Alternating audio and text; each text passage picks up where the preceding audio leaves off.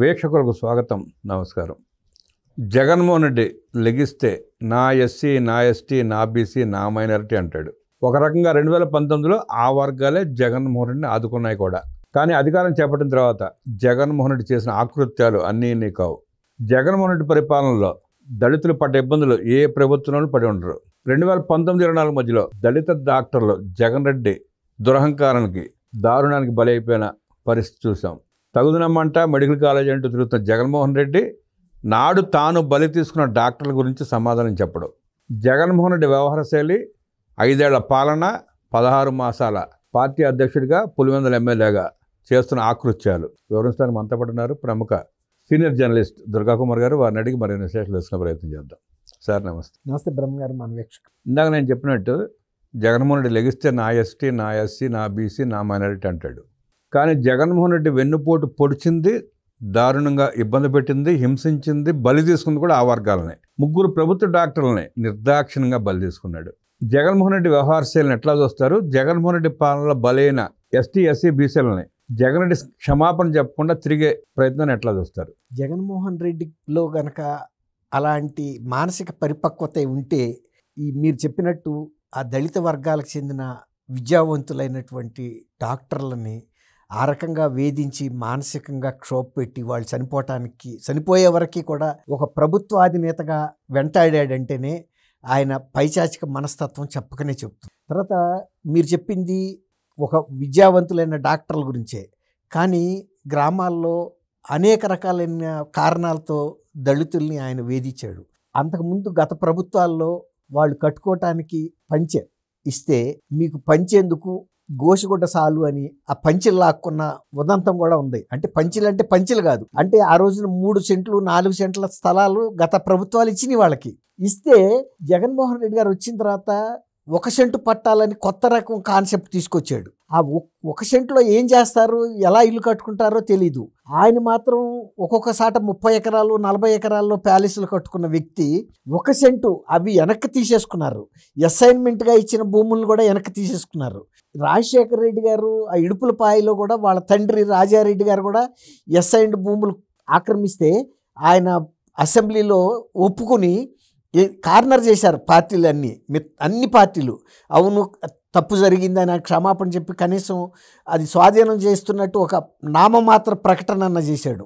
నిన్న వీళ్ళు దళిత సంఘాలన్నీ కూడా నువ్వు మా దళితుల్ని వేధించావు.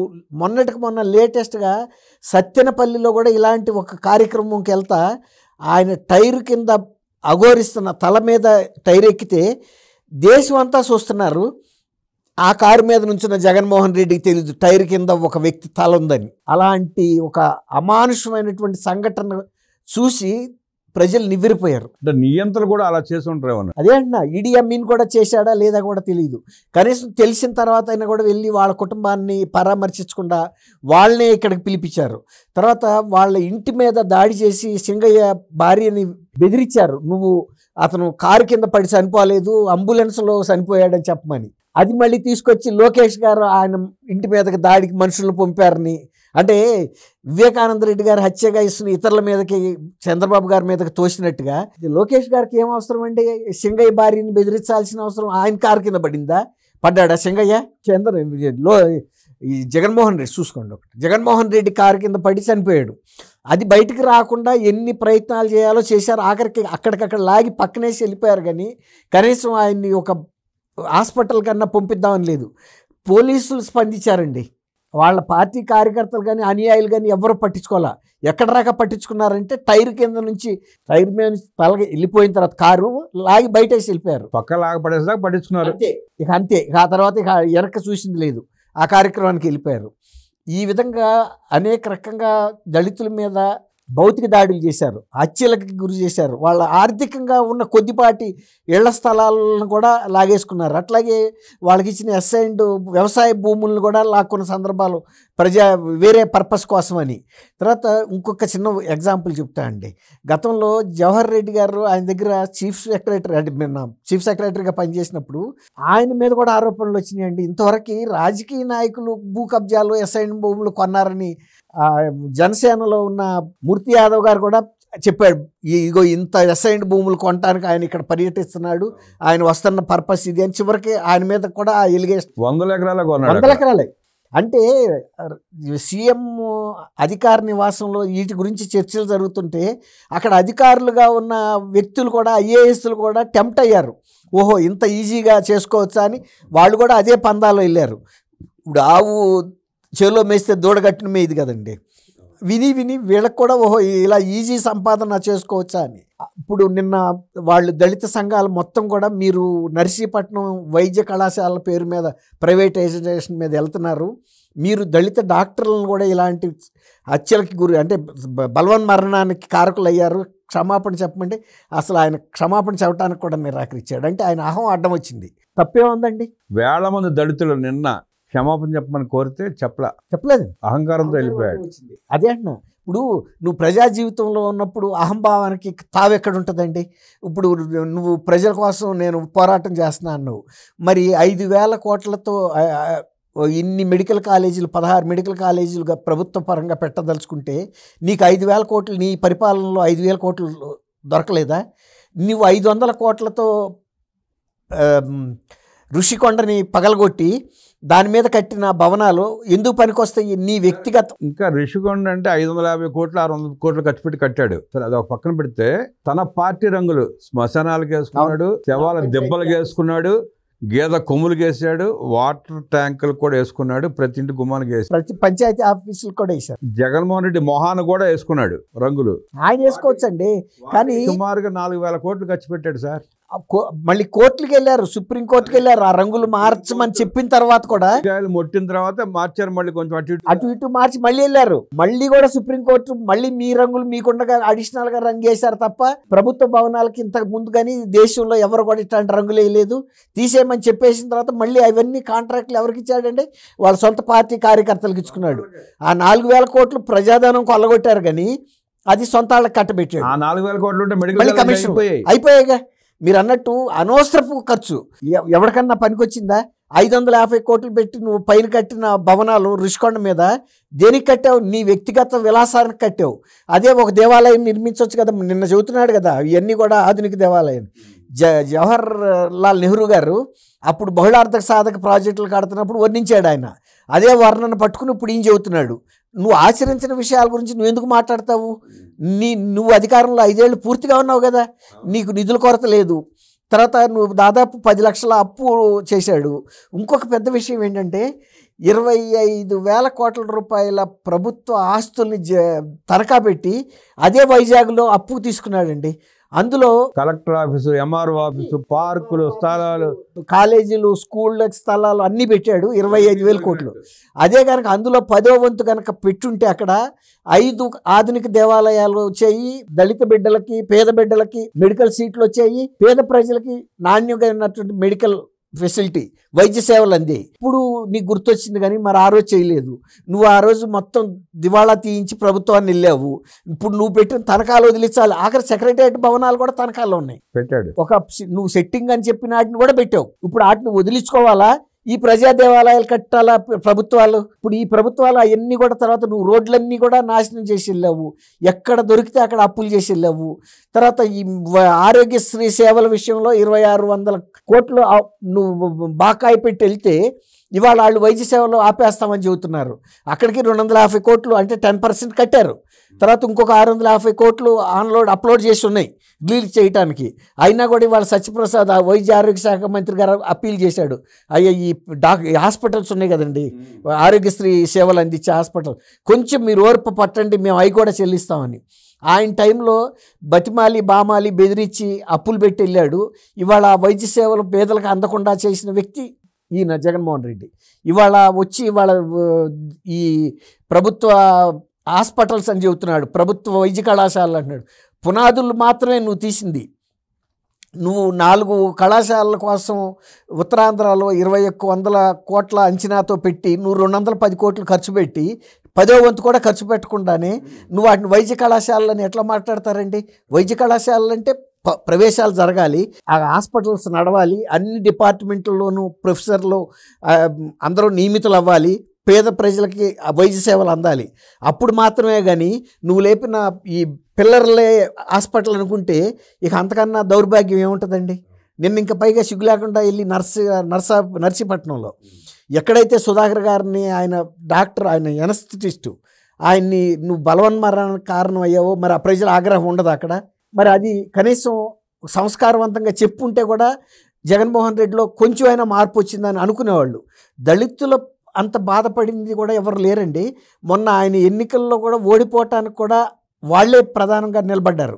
ఎందుకంటే ఈయన బాధితులు ఎక్కువ మంది, మీరు ఇంతకుముందు చెప్పారు, కొన్ని లక్షల మంది బాధితులు ఆర్థికంగా కూడా దెబ్బతిన్నారు వాళ్ళల్లో. సరే, ఒక చిత్తూరు నెల్లూరు జిల్లాలోనే ఎస్సీ ఎస్టీ బీసీలకు ఇచ్చిన డీకేటీ పట్టాలు 30,000 ఎకరాలు కబ్జా చేశారు. అదే మరి చూడండి. తర్వాత ఇప్పుడు డాక్టర్ అనితారాణి, డాక్టర్ అచ్చెన్న, ఎవరు డాక్టర్ సుధాకర్తో పాటు వీళ్ళందరూ కూడా మరి దళిత కుటుంబాల నుంచి డాక్టర్ అవ్వాలంటే ఎంత కష్టపడి. నర్సీపట్నం నుంచేమో సుధాకర్ గారు, అవును, కడప నుంచేమో అచ్చన్ గారు, అవును, అనితారాణి ఏమో తిరుపతి నుంచండి. ఆమెని ఎంత హెరాస్ చేశారంటే ఆమె బాత్రూంలోకి వెళ్ళినవి కూడా రిమోట్ కంట్రోల్ కెమెరా, సీసీ కెమెరాలతో తీసి వాటిని బ్లాక్ మెయిల్ చేసి ఆమె మానసిక వేదనకు గురి చేశారు. అవును, అసలు ఒక ఆడపిల్లని చేయాల్సిన పని అండి. ఆ విధంగా వేధించి ఇవాళ వచ్చి నేను వైద్య కళాశాలను ప్రైవేట్ పరం చేయను. నువ్వు వైద్య కళాశాల కట్టింది ఎక్కడ? ప్రైవేట్ పరం చేయకుండా నువ్వు ఆపటానికి. ఇప్పుడు ఎవరో ఒకళ్ళు వాటిని నిర్వహిస్తే ఆయన అన్నట్టు వైద్య సేవలు అంతి, వైద్య కళాశాలలో వైద్య విద్య అంతుంది. ఎట్లాగూ ఈ కళాశాలని వాళ్ళ ఇష్టానుసారం నడపడానికి వీల్లేదు బ్రహ్మం గారు. ఇండియన్ మెడికల్ కౌన్సిల్ నియమ నిబంధనలకు లోబడి మాత్రమే నడపాలి. ఇంకోటి ఏంటంటే ఇదే జగన్మోహన్ రెడ్డి గారు 2022-23లో 16 మెడికల్ హబ్బుల ఏర్పాటు కోసం ప్రైవేట్ భాగస్వామ్యాన్ని ఆహ్వానిస్తూ ప్రభుత్వం తరఫున ప్రకటనలు ఇచ్చాడు. వ్యాపారవేత్తలు, పారిశ్రామికవేత్తలు మీ బిజినెస్ ఇన్వెస్ట్మెంట్ పెడతానికి రమ్మన్నాడు. దాని వాడకం కూడా మాట బిజినెస్ ఇన్వెస్ట్మెంట్ అని అడిగాడు ఆయన. మరి నువ్వు పెట్టలేకే కదా ప్రైవేట్ భాగస్వామ్యాన్ని ఆహ్వానించావు. ఇప్పుడు కూడా ఇదే దానికి ఎందుకు వ్యతిరేకిస్తున్నావు నువ్వు? అంటే అప్పుడు తాను పిలిస్తే ఎవరు రాలేదు కాబట్టి ఇప్పుడు వస్తే నా పరువు పోద్దని ఉద్దేశంతో రోడ్డు మీద పడ్డాడు. తర్వాత ఇంకోటి అండి, ఆయన పారిశ్రామికవేత్తల్ని అంత రకంగా వేధిస్తున్నప్పుడు ఎవరన్నా పారిశ్రామికవేత్తలు వస్తారండి? ఎప్పుడో కట్టిన కాకినాడ పోర్టు లాభసాటిగా నడుస్తుందని చెప్పి బలవంతంగా ఆయన ఇంటి అధికార నివాసం, ఆయన ఉండే ఇంట్లోకి పిలిపించి బెదిరించి కేవీ రావు గారితో సంతకాలు పెట్టించుకుంటే ఆయన కిమ్మనకుండా వెళ్ళిపోయి అమెరికాలో ప్రాణహాని ఉందని అక్కడ వెళ్ళిపోయాడు. ఈ ప్రభుత్వం వచ్చిన తర్వాత కదా ఆయన బయటకు వచ్చింది. అట్లాగే మహారాష్ట్రలో అమ్మాయి జత్వాని, ఆ అమ్మాయిని కూడా మరి కిడ్నాప్ చేసి తీసుకొచ్చి వేధిస్తే ఈ ప్రభుత్వం వచ్చిన తర్వాత బయటకు వచ్చింది ఇలాంటి కేసులన్నీ. పోలీస్ శాఖల్ని దుర్వినియోగం చేశాడు, తనకుండా అధికారాన్ని దుర్వినియోగం చేశాడు. ఈ పరిశ్రమలు ఏమైనా లాభసాటిగా నడుస్తుంటే వాళ్ళు పరమయ్యారాక నిద్రపోలేదు. అప్పుడంటే అధికారుల నుండి దుర్వినియోగం చేసి పోలీసు వ్యవస్థను వాడుకున్నాడండి. ఇవాళ ప్రతిపక్షం కానీ ప్రతిపక్ష నేత కర్మ ఏంటంటే ఆంధ్రప్రదేశ్ కర్మ. ఆనాడేమో ఒక దుర్మార్గుడిని సీఎం అని చేసుకున్నారు. ఇవాళ ప్రతిపక్ష హోదా ఇవ్వకపోయినా ఉన్న ప్రతిపక్ష పార్టీ అధినేత ఇవాళకి పోలీసు వ్యవస్థను బెదిరిస్తే బ్లాక్మెయిల్ చేస్తుంది. పేరు నాని ఏంటంటే వెళ్ళి ఇవాళ బందర్లో ఏ విధంగా మాట్లాడుతున్నాడంటే ఆయన గతంలో అధికారంలో ఉన్నప్పుడు ఎలా బెదిరించాడు అంటే ఈయన చెప్తున్నాడు కదా పోలీసులు బట్టలోడు తీసి కొడతామని. సరే, ఇక్కడ ఇది ఒక అనుమానం అందరికీ. ఒక ప్రశ్న మీకు, మీరు సీనియర్ జర్నలిస్ట్ చాలా చూసుంటారు. మాజీ మంత్రి అయినంత మాత్రాన డ్యూటీలో ఉన్న సిఐని అలా బెదిరించి దౌర్జన్యం చేసి మాట్లాడే అవకాశం ఉందా? మాట్లాడొచ్చు అట్లా? కొన్ని మాట్లాడుతుంటే ఆ సిఐ అట్లా ఊరుకోవచ్చా అన్నది ప్రశ్న. ఆయన నిలబడ్డాడు, ఈయన కూర్చుని అరుస్తున్నాడు. అవును, ఇప్పుడు ఆయన కూడా మెడికల్ కాలేజీలకి మేము నిరసన ప్రదర్శన చేస్తానికి వెళ్తున్నాం అంటున్నాడు. ప్రభుత్వ మెడికల్ కాలేజ్ అసలు పునాదులు పూర్తి అవ్వలేదని చెబుతుంటే ప్రజలందరూ నువ్వు దాన్ని ఒక మెడికల్ కాలేజీగా వర్ణించి నేను అక్కడికి నిరసన ప్రదర్శనగా వెళ్తున్నానంటే ఏమైనా అర్థం ఉందండి? వీళ్ళు ఎంత సన్నాసులు అంటానండి. ఆ మచిలీపట్నం మెడికల్ కాలేజ్ కూడా ముందు కమాన్ కట్టి కమాన్కి రంగులు వేసి అక్కడ కూర్చొని డాన్స్ చేస్తారు, ఎంత మాట్లాడతారు. నిన్న కూడా జగన్ రెడ్డి చూశారు కదా, మొండిగోడల ముందు నుంచి మాట్లాడుతున్నారు. అవును, విజయనగరం పూర్తి అయిపోయింది, పాడేరు పూర్తి అయిపోయింది, పలాస పూర్తి అయిపోయింది అంటాడు. ఎవడన్నా బుద్ధి జ్ఞానం ఉన్నాడు పూర్తి అయిపోయిన కాలేజీకి వెళ్ళి మాట్లాడతాడా? మొండిగోడల ముందు నుంచి మాట్లాడతాడా? అదే అంటున్నా. అసలు దాన్ని మెడికల్ కాలేజ్ అని అభివర్ణిస్తున్నారంటే మనం అసలు ఏం చెప్పాలండి వాళ్ళకి? అంటే మెడికల్ కాలేజీ అంటే కూడా వాళ్ళకి ఒక అవగాహన కూడా లేదు. జస్ట్ పునాది రాళ్ళు వేసి లేకపోతే పిల్లర్లు లేపేస్తే అది ఒక కాలేజీ, ఆహా ఓహో అని జనం అందరూ చూసి మెచ్చుకుంటున్నారని ఆయనే కితాబిచ్చుకుంటున్నాడు సొంతంగా. మళ్ళీ ఇందాక ప్రశ్న మళ్ళీ దాటిపోయింది సార్. అది సిఐ పేరుని అనే విషయం అడిగాం మిమ్మల్ని. అవును, మీరు సీనియర్ జర్నలిస్ట్గా ఒక సిఐ నుంచుని ఒక మాజీ మంత్రి, రాజకీయ నాయకుడు, మాజీ మంత్రిని తీసేయండి, రాజకీయ నాయకుడైనా మాజీ మంత్రి అయినా ప్రజలంతా ఒకటే, అక్కడ చట్టం ముందు అందరూ ఒకటే కదా. ఆ సిఐ అలా నుంచుని ఈయన ఇట్లా అరుస్తూ ఉంటే సమాజానికి ఏం సందేశం ఇచ్చినట్టు? అదే అండి, సమాజానికి ఏం లేదు. ఇప్పుడు జగన్మోహన్ రెడ్డి గారు బహిరంగంగానే సందేశం ఇస్తుంటే పోలీసులు మేము బట్టలోడు తీసి కొడతామని చెప్తున్నారంటే వాళ్ళు ప్రజల ఓటింగ్తో వాళ్ళు వస్తామన్న నమ్మకం వాళ్ళకి లేదండి. పోలీసు వ్యవస్థ కనుక ఉంటే వీళ్ళ అరాచకాలు సాగవు. మేము ఎటువంటి అరాచకాలు చేసైనా సరే మేము ఎన్నికల్లోకి రావాలంటే పోలీసుల మానసిక స్థైర్యాన్ని దెబ్బ కొట్టాలి. అంతెందుకు సజ్జల రామకృష్ణారెడ్డి గారు గత 2024 ఎన్నికల్లో ఓటింగ్ అయిపోయి కౌంటింగ్కి పంపాల్సిన ఏజెంట్లకి ఎంపిక చేసేందుకు పిలిపించి మీరు ఏం చేస్తారో తెలీదు, ప్రభుత్వ నిబంధనలు మీరు పట్టించుకోవద్దు, ఫలితాలు మనకు అనుకూలంగా రావాలి, అట్లాంటి విధంగా మీరు ప్రవర్తించాలని చెప్పారంటే అంతకుముందు పిన్నెల్లి రామకృష్ణారెడ్డి ఈవీఎంలు పగలగొట్టాడు. వీళ్ళు కూడా అక్కడ ఎలాంటి అరాచకమైనా చేసి ఓట్లు ఆళ్ళకొచ్చినా ఫలితం మనకు ఫేవరబుల్గా వచ్చే విధంగా అక్కడ ఒత్తిడి చేయండి, అంటే అరాచకం సృష్టించమనే కదా ఆయన చెప్పింది. అంతే, ఆయన చెప్పిందే అది. అంటే ఆఖరి హోప్ అది. పిన్నెల్లి రామకృష్ణారెడ్డి అలాగే చేశాడు, పేరుని నాని ఎట్లా మాట్లాడుతున్నాడు. మన క్వాజ్ దొంగ రోజా, ఇవాళ రోజా గారు కూడా నగిరిలో అదే కార్యక్రమం. క్వాజ్ దొంగ కాకాని గోవర్ధన్ రెడ్డి ఆయన పోలీసులు బట్టెప్పిస్తానంటున్నాడు. రోజా కూడా వాళ్ళు రెచ్చిపోయి మాట్లాడుతాం. కాకాని గోవర్ధన్ రెడ్డి అరెస్ట్ చేస్తానికి వెళ్తే ఆయన బట్టలు తీసుకుని మరి ఎందుకు పారిపోయాడంటే పోలీసులు ఆయన్నింటికే వచ్చారు కదా. నువ్వు ఓడ తీసి కొట్టాలంటే అక్కడికన్నా మంచి ఛాన్స్ ఏముంటుంది? పోలీస్ స్టేషన్లో అయితే కొట్టలేవు, నీ ఇంటికే వచ్చారు, నువ్వే ఓడ తీసి కొట్టాల్సింది. ఇక్కడ ప్రశ్న అదే సార్, వాళ్ళు మాజీ మంత్రుల హోదాలనో లేదా మాజీ ఎమ్మెల్యే హోదాలనో లేదా సైకో పార్టీ నాయకులుగానో రెచ్చిపోయి పోలీసులను విమర్శిస్తున్నారు, పోలీసుల మీద తిరగబడుతుంది. దీన్ని సమాజం చూసి ప్రజలు కూడా పోలీసుల మీద తిరగబడటం మొదలుపెడితే శాంతి భద్రతలను కంట్రోల్ చేసే అవకాశం ఆ వ్యవస్థకు ఉంటుందా? వాళ్ళ పరును వాళ్లే తీసుకుంటా ప్రజలకు ఏం సందేశం ఇద్దామని చెప్పి పోలీస్ శాఖ చూస్తుంది. ఇప్పుడు అదే పేరునని ఇవాళ సెక్షన్ 30 అమల్లో ఉంటుందా? రాష్ట్ర వ్యాప్తంగా 24 గంటలు 144 సెక్షన్లు పెడతారా? ప్రజాస్వామ్యంలో మాకు స్వేచ్ఛ లేదా నిరసన తెలియజేయడానికి అంటున్నాడు. అర్ధరాత్రి కన్ను గీటి తెల్లారేటప్పటికి ఆడు అయిపోతే వెళ్ళి పరామర్శించడానికి అది ఏం స్వేచ్ఛ అండి? కన్ను గీటితే మనుషులు ప్రాణాలు పోవాలా? ఎవరి మనుషులు?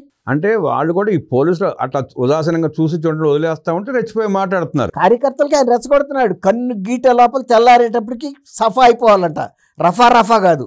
అయిపోతే తెల్లారి వెళ్ళి మనం వెళ్ళి పరామర్శించాలని చెప్పాడు ఆయన. అంటే ఏం చేయమంటున్నాడు? అర్ధరాత్రి హత్యలు చేయమని చెప్తున్నాడు. అదే చెప్తున్నాడు, అదే మరి డైరెక్ట్గా చెబుతున్నాడు. మరి ఆ రోజున పోలీసుల వ్యవస్థ మీరు అన్నట్టు ఆ రోజే కేసు బుక్ చేయాల్సింది. నువ్వు హత్యల్ని ప్రేరేపిస్తున్నావు అని చేయకపోవటం వలన ఇవాళ ఆయన ఎదురుగా వచ్చి కూర్చుని బెదిరించే స్థాయికి వచ్చాడు. మీకు గుర్తుందో లేదో, అనంతపురం జిల్లా పర్యటనకి వెళ్ళినప్పుడు జగన్మోహన్ రెడ్డి ఇట్టాగే పోలీసులు నెక్స్ట్ వచ్చినట్టు మాట్లాడితే ఆ రోజు ఉన్న ఎస్పీ, ఏఎస్పీ వీళ్ళందరూ లేడీ ఎస్పీ అనుకుంటా ఆ రోజు ఉంది, ఎవరు స్పందించలే, మాట్లాడలా, కేసు పెట్టలా. దాని అలసిగా తీసుకుని వాళ్ళు అంతా రెచ్చిపోయి పోలీసు వ్యవస్థను తిడుతున్నారు వీళ్ళు.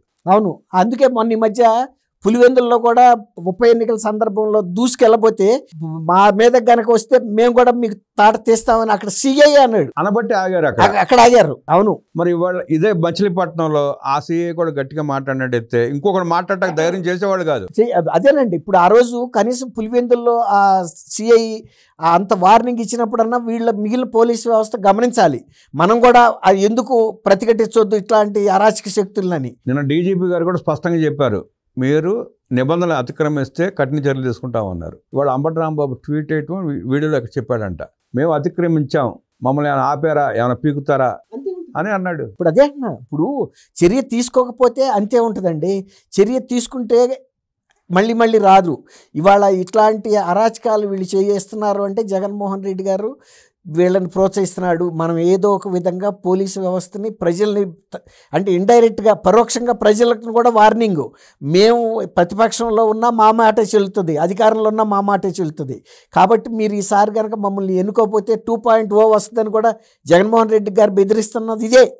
మేము ఎట్టి పరిస్థితుల్లో రేపు గెలవాలి, దానికి కావాల్సినట్టు పోలీసు వ్యవస్థను ఇప్పుడే మీరు కొంగగొట్టుకురండి. రేపు ఎట్టి అరాచకాలు జరుగుతున్నా అన్యాయాలు జరుగుతున్నా మన ఆపకూడదు ఎన్నికల్లో. దానికి ఒక రాచమార్గం తయారు చేసుకోండి. సరే, ఇప్పుడు దొంగతనం ఒకసారి చేసిన 10 సార్లు చేసిన దొంగనే అంటారు అతన్ని. జగన్మోహన్ రెడ్డి పరిస్థితి కూడా అదే.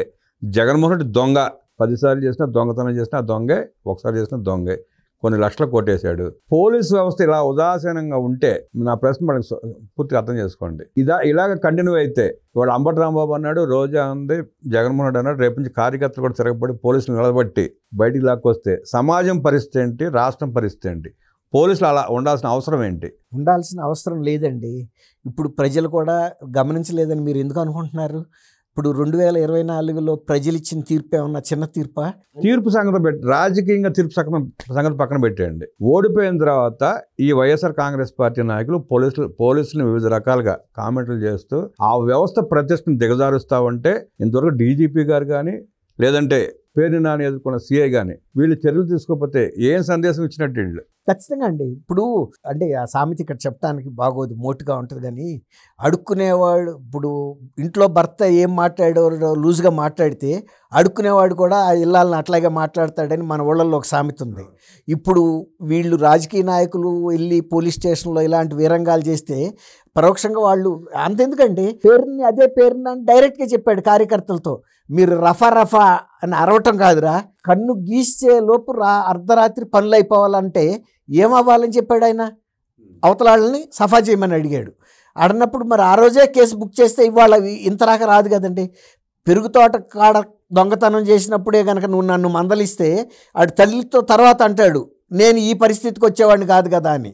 అట్లాగే పోలీసులు కూడా ఇప్పుడు వాళ్ళ వ్యవస్థ ప్రతిష్టని ప్రజల కోసం మేము ఉన్నాం తప్ప ఇట్లాంటి వాళ్ళ కోసం కాదని వాళ్ళు రియలైజ్ అవ్వాలండి. పోలీసు అధికారులు చదువుకున్న వాళ్ళు కదా, వాళ్ళకి రాజ్యాంగం తెలియదా, వాళ్ళ విధులు తెలీదా? ఖచ్చితంగా ఇప్పుడు అందులో ఈ ప్రభుత్వం వాళ్ళకి సపోర్ట్ ఇస్తుంది. వీళ్ళకి యూనిఫామ్ వేసి చూపించింది, మీరు బట్టలు వేసుకుని యూనిఫామ్ వేసుకుని మీ అధికారాన్ని వినియోగించుకోండి, మీరు ఆత్మగౌరవంతో బతకమని ప్రభుత్వం వాళ్ళకి స్వేచ్ఛ ఇచ్చింది. అయినా కూడా ఇంకా వాళ్ళ ఉపయోగించుకోలేకపోవటం అది వాళ్ళ అసమర్థతగాను వాళ్ళ వైఫల్యంగానే భావించాల్సి ఉంటుంది. 10 సంవత్సరాలు మంత్రిగా, 15 సంవత్సరాలు ప్రతిపక్ష నేతగా, 15 సంవత్సరాలు ముఖ్యమంత్రిగా పనిచేసిన చంద్రబాబు నాయుడు గారు గతంలో చిన్న మాట అన్నాడని చెప్పి పోలీసులు అసోసియేషన్లు మీటింగ్లు పెట్టి కంట రక్త కన్నీర కార్చారు. ఇవాళ జగన్మోహన్ రెడ్డి సైకో బ్యాచ్ అలా రకంగా పోలీసులు మాట్లాడుతుంటే ఒక్కడ వచ్చి బయటకు వచ్చి మాట్లాడట్లా, ప్రశ్నించట్లా. అంటే ఇవాళకి ఆ వైఎస్ఆర్ కాంగ్రెస్ పార్టీకి లొంగే ఆ వ్యవస్థలో కొంతమంది పనిచేస్తున్నారంటారా? అంటే అంతకుముందు 2-3 సందర్భాల్లో జగన్మోహన్ రెడ్డికి వార్నింగ్ వాళ్ళు కూడా ఇచ్చారండి. కానీ జగన్మోహన్ రెడ్డి ఇంకా జగమొండిగానే మాట్లాడుతున్నాడు. దాంతో ఒక రకంగా వాళ్ళు కూడా ఇప్పుడు ఎవరన్నా ఒక మాటకి ఒక దెబ్బకి కట్టుబడే వాళ్ళు ఉంటే అక్కడ ఆగుతారండి. ఆ రెండు వదిలేసిన ఆయన్ని ఎన్నిసార్లు అని చెప్పగలుగుతారండి? ఇక అతను ఎట్టి పరిస్థితుల్లోనూ నేను ప్రజల అభిమానాన్ని ఓట్ల ద్వారా చూరగొనలేను, మంచి కార్యక్రమాల ద్వారా చూరగొనలేను. కాబట్టి ఇలాంటి అరాచకాల ద్వారానే ప్రయత్నం చేస్తున్నాడు. అతను చేస్తున్నాడు. దాన్ని రేపు మళ్ళీ 29 ఎన్నికల్లో నిర్వహించాల్సింది ప్రజలు మాత్రమే, అంతే తప్ప ఇంకెవ్వరు కూడా. ఇప్పుడు పోలీసు వ్యవస్థ కొందరు అధికారులకి ఉండదు. సార్ మీరు అంతా బాగానే ఉంది, ప్రజలు మళ్ళీ ఓడిస్తారు, మళ్ళీ జగన్ రెడ్డి అట్టాగా మాట్లాడతాడు. జగన్ రెడ్డి ఇన్ని లక్షల కోట్లు దోచుకున్న, పోలీసులను తిట్టినా, పోలీసుల మీద దౌర్జన్యం చేసిన పోలీసులు ఏం మాట్లాడట్లేదు. మనం కూడా జగన్మోహన్ రెడ్డి పందాలను బయలుదేరదామని చెప్పి కొత్తగా బయటకు వచ్చిన కుర్రాళ్ళు 10 మంది దొంగతనాలు దోపిడీలు మొదలుపెట్టి 1 లక్ష కోట్లు సంపాదించి 10,000 కోట్లు మీరు తీసుకుని మమ్మల్ని వదిలేంటారంటే వదిలేస్తారా? అంటే ఇవాళ 3,000 వాయిదాలకు వెళ్ళిన జగన్మోహన్ రెడ్డి దేశంలో ఇంకెవరన్నా అన్ని వాయిదాలకు వెళ్ళకపోతే అరెస్ట్ వారెంట్ రాకుండా ఉంటుందండి. అవన్నీ కేంద్ర ప్రభుత్వ దర్యాప్తు సంస్థలు చేస్తున్న కేసులై. ఎవరైనా సరే ఈ వ్యవస్థలో లోపాలు సరిచేయకపోతే సమాజం పరిస్థితి ఏంటి, ఎటు వెళ్ళే పరిస్థితి ఉంది? ఇప్పుడు మొన్న సజ్జల భార్గవరెడ్డి సుప్రీంకోర్టుకి వెళ్ళి సోషల్ మీడియాలో పెట్టిన పోస్టింగ్ల మీద నన్ను అరెస్ట్ చేసే ప్రమాదం ఉంది, నాకు ముందస్తు బెయిల్ ఇవ్వమంటే జడ్జీలు ఏం చెప్పారండి? నువ్వు పెట్టిన పోస్టులు మేము చూడలేదనుకున్నావా? ఎంత అరాచకమైన పోస్టులు పెట్టావో, నువ్వు ఇక్కడికి ఎలా వచ్చావు, ఎలా రాగలిగావు, ఇక్కడ మేము ఇవ్వటానికి సిద్ధంగా లేము, మీరు వెళ్ళి మీ రాష్ట్రంలో ప్రయత్నించుకోమని చెప్పారు. అంటే సుప్రీంకోర్టు చెప్పిన ఇంతవరకు అరెస్ట్ చేసినట్లేరు, చేయలేదు. అదే అన్నా. ఇప్పుడు అంటే జాలి చూపిస్తున్నారా? సుప్రీంకోర్టు లాంటి వ్యవస్థ అంత కామెంట్ చేసిందంటే వ్యవస్థ నిద్రాణంలో లేదు, దాని పని తను చేస్తుంది. కాకపోతే కొంతమంది ఆ నిర్లక్ష్యం నిర్లిప్తగా వ్యవహరిస్తాం వలన ఇది జరుగుతున్నాయి. అదే కనుక మరి 3,000 వాయిదాలకు వెళ్ళకపోతే, 2 వాయిదాలకు మనం ఏదైనా క్రిమినల్ కేసులు వెళ్ళకపోతే 3వసారికి అరెస్ట్ వారెంట్ వచ్చేస్తండి, బై డిఫాల్ట్ వచ్చేస్తుంది. అంతే, 3వ వాయిదాగా వచ్చేస్తండి. మరి 3,000 వాయిదాలకు రాలేదంటే మరి వ్యవస్థ పనిచేస్తున్నట్ట లేదా? అది మళ్ళీ అంటే వ్యవస్థలు కరెక్ట్ గా పనిచేస్తే జగన్మోహన్ రెడ్డి ఇన్ని రోజులు బయట ఉండలేడు. 12 ఏళ్ల పాటు ఉండలేడు. అన్ని కేసులు 45,000 కోట్ల రూపాయల జప్తులో ఉన్న సీరియస్ కేసులు ఉండి శిక్ష పడకుండా ఎలా ఉండగలుగుతాడండి? అన్ని కేసులు ఉన్న మనిషి ముఖ్యమంత్రి ఒక రాజ్యాంగ పదవిని ఎలా తీసుకోగలుగుతాడండి? ఇవన్నీ కూడా రాజ్యాంగంలోనూ లేకపోతే వ్యవస్థలో ఉండే లొసుకులుగానే భావించాలి. ఇందులో మొహమాట పడటానికి ఏమీ లేదండి. సార్ 1,000 రూపాయలు చీటింగ్ కేసు ఉన్నా, చిన్న గొడవ ఏదైనా కేసు అయినా లేదంటే 307 చెక్ బౌన్స్ చాలండి అరెస్ట్ అవుతారు. చెక్ బౌన్స్ కేసు ఉన్నా ఒక ఉద్యోగం రాదు, లేదా ఎంపీటీసీ గానో పంచాయతీ ప్రెసిడెంట్ గానో పోటీ చేయడం పనికిరారు. కానీ ఎమ్మెల్యేగా పోటీ చేసి గెలవచ్చు, మంత్రి అవ్వచ్చు, సీఎం అవ్వచ్చు, పిఎం అవ్వచ్చు. ఆయనకి డిప్లొమాటిక్ పాస్పోర్ట్ ఉండి అన్ని కేసులు ఉన్న తర్వాత ఆయన ఈ వ్యవస్థలతో సంబంధం లేకుండా ఆయన స్పెషల్ ఫ్లైట్లో, అంటే ప్రభుత్వ నిఘా ఏ డిపార్ట్మెంట్ కూడా ఆయన్ని చెక్ కూడా చేయలేని పరిస్థితి. ఆ విధంగా కూడా మొన్న ఈ లిక్కర్కి సంబంధించిన కొన్ని విలువైన అంటే ప్లాటినం లేకపోతే డైమండ్స్ లాంటివి కూడా విదేశాలకి ఆయన సొంత ఫ్లైట్లో తీసుకెళ్ళిపోయాడని కూడా వినపడతా ఉంది. మరి ఏ వ్యవస్థ కూడా ఆయన చెక్ చేయలేదు కదండి ఎయిర్పోర్ట్లో, ఇన్ని డిపార్ట్మెంట్లు ఉన్నా కూడా. అది కొన్ని వ్యవస్థలో లోపాలు ఇవ్వనైతే అనడానికి వీల్లేదండి. అది ఉపయోగించుకోవటంలో జగన్మోహన్ రెడ్డి గారు నంబర్ 1 పర్సన్. ఇవాళకి పోలీసుల్ని ఇన్ని కేసులు నిందితుడిగా ఉండి వాళ్ళని బట్టలోడ తీసి కొట్టమంటున్నాడంటే మరి ఏమనుకోవాలి పోలీసులు? అదే కనుక మన బొట్టి వాళ్ళు వీళ్ళు రోడ్డు మీద అంటే డాక్టర్ సుధాకర్ ఏం చెప్పాడంటే మెడికల్ కిట్లు మాకు అందలేదన్నాడు, చనిపోయాడంతే. అది ఆయన పాలనలో ఆయన అడిగింది ₹2 మాస్క్. అది దానికి ఆయన అంత పట్టుపట్టి చంపాడు. మరి అదే మరి ఆయన ఈ వ్యవస్థలను ఇంత ఛాలెంజ్ చేస్తే ఒకరోజు మరి జైల్లో పెట్టలేని పరిస్థితిగా ఉంది. మనం ఎవడో ఏం చెప్పలేరండి దాన్ని. ఈ జగన్మోహన్ రెడ్డిని గతంలో దోచుకున్న ₹45,000 కోట్ల 32 సిబిఐ ఈడీ కేసులో ఏం చేయలేరు. ఇప్పుడు దోచుకున్న 12 లక్షల కోట్ల రూపాయలు కూడా ఏం చేయలేరు, ఎవరు ఏం చేయలేరు. వ్యవస్థను చూస్తా కళ్ళు అప్పగించి చూస్తూ ఉంటే ఆయన్ని ఆదర్శంగా తీసుకుని కొత్తగా వచ్చే యువతంతా చెడిపోయి దేశాన్ని రావణ కష్టంగా మారిస్తానన్నా ఈ వ్యవస్థలో మార్పు వస్తుందేమో. ఇప్పుడు పేరు నాని కూడా చెప్పాడు కదండి, రాత్రికి కనుగీతలోనే జరిగిపోవాలని ఒక నేరాలని చెప్పాడంటే ఒక మాజీ మంత్రిగా ఉండి వాళ్ళ తండ్రి గారు బహుశా మీకు కూడా తెలిసిన పేరు కృష్ణమూర్తి గారు, ఆయన ఒక ట్రేడ్ యూనియన్ లీడరు, ఒక మానవతావాది. ఆయన మంత్రిగా పనిచేసిన చాలా సాదాసీదా జీవితాన్ని గడిపాడు. మరి అదే వ్యక్తి కొడుకు ఇవాళ ఇలాంటి సావాస దోషం అంటారు. క్లియర్గా చెప్పాడు సార్, పేరుని నాని అనే అతను క్లియర్గా చెప్పాడు, నేను ఓడిపోయినా పర్లేదు, నాకు ఎవరు ఓట్లు వేయకపోయినా పర్లేదు, నేను జగన్మోహన్ రెడ్డి ఇంటికి కాపలా కుక్కనే అని క్లియర్గా చెప్పాడు ఆయన. అలా చెప్పిన తర్వాత ఏం చేస్తారు, ప్రజలు ఏం చేయలేరు. ఇప్పుడు సావాస దోషం అండి, కానీ పోలీసులు కట్టడి చేయాలి కదా, పోలీసులే చేయాలి. నీ మీదకి ఒక బియ్యం దొంగ, ఒక భూ దొంగ, దేవాలయ భూములు ఆక్రమించుకున్న సన్నాసి సిఐ నుంచోబెట్టి ఇష్టం మాట్లాడుతుంటే ఆ సిఐ కంట్రోల్ చేయకపోగా భయపడుతూ నుంచినట్టు కనబడతాను ఈ వీడియోలో. కంట్రోల్ చేయనప్పుడు పేరు నేను అట్టగా మాడుతుంటాడు. ఎవరండి పేరు నాని కాదు, ఏ నానైనా మాట్లాడతాడండి. ఇప్పుడు మనం సంధిస్తే ఇప్పుడు పామే ఉందండి, దాని బుసకొట్టడం దాని లక్షణం. బుసకొట్టకపోతే దాని కంట్లో పుల్లలు పెట్టి కూడా పూడుస్తారు ఎవడైనా. అట్లాగే ఏ వ్యవస్థకు ఆ వ్యవస్థ దాని ఆత్మగౌరవాన్ని దాని ప్రతిష్టని కాపాడుకోవాలి. లేదు ఇలాంటి వ్యక్తులకి మేము అడుగులకి మడుగులొత్తుతామంటే వాళ్ళ జీవితాలు అలా వెళ్ళిపోవాల్సిందే. ప్రజలు ఎన్నికలు రాజకీయాలు పక్కన పెట్టి వ్యవస్థలను ప్రక్షాళన చేసే దిశగా ముందడుగు వేస్తేనే ఈ రాజకీయ నాయకుల మార్పు వస్తుందని, మీ జీవితాలు బాగుపడతాయని, దోపిడీ ఆగుతుందంటూ విశ్లేషించిన దుర్గాకుమార్ గారికి ధన్యవాదాలు తెలియజేస్తూ నమస్కారం.